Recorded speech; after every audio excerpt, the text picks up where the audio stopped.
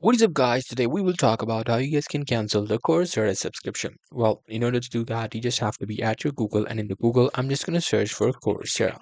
Now, searching for Coursera will bring up these websites. Here, you just have to go to this website, which is Coursera.org.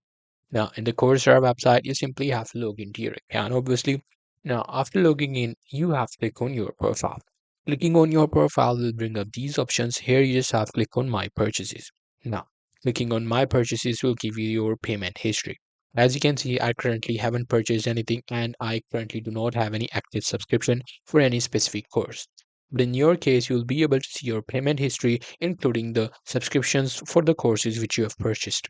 And right next to the subscription you want to cancel, there should be a button for cancel. You just have to click on that cancel button and it will obviously want to verify if you are the one who's canceling it. And there you go. That's how you'll be able to cancel the subscription. Hope you guys find this video helpful.